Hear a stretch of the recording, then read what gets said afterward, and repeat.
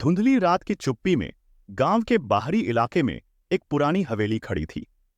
हवेली की दीवारों पर लटके काले काले काई और खिड़कियों से बाहर झांकते सड़े हुए पर्दे इसे एक खौफनाक रहस्य का घर बना रहे थे। यह हवेली 1994 में एक भयानक घटना का गवाह बनी थी। लोगों के बीच इसे चुड़ैल की हवेली के नाम से जाना जाता था। हवेली के मालिक श्री हरिप्रसाद एक अमीर और प्रभावशाली व्यक्ति थे। उनकी बेटी सिमा खूबसूरती में बेजोड़ थी और उसकी शादी की तारीख नजदीक आ रही थी। सिमा की शादी के लिए एक भव्य समारोह की तैयारी चल रही थी, लेकिन एक रात हवेली के अंदर अजीब घटनाएं शुरू हो गईं। रात के समय हवेली में विचित्र आवाजें सुनाई देने लगीं। सिमा को अक्सर खौफनाक सपने आते, जिसमें एक महिला की काली आंखें उसकी ओर घूरती थीं। उसकी मां और पिता ने पहले तो इसे उसकी कल्पनाएं मान लिया, लेकिन जब हालात बिगड़ने लगे तो वे भी चिंतित हो गए। एक रात सिमा के कमरे में अचानक ठंडी हवा का झोंका आया और बेतरतीब तरीके से बिखरे हुए किताबें और सामान जगह जगह गिर गए। सिमा की मां ने देखा कि एक पुराना फोटो एल्बम हवेली के तहखाने में पड़ा है, जिसमें एक महिला की तस्वीर थी। यह वही महिला थी जिसे सिमा ने अपने सपनों में देखा था।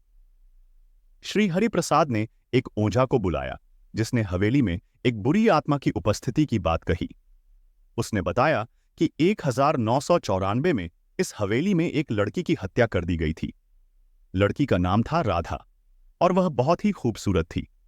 उसे हवेली के मालिक ने मार दिया था ताकि उसकी बेटी सिमा की शादी सफल हो सके।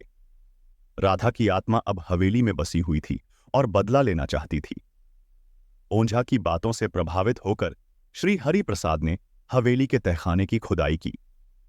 वहां उन्हें एक पुराना संदूक मिला, जिसमें राधा की कुछ व्यक्तिगत चीजें और एक पत्र था।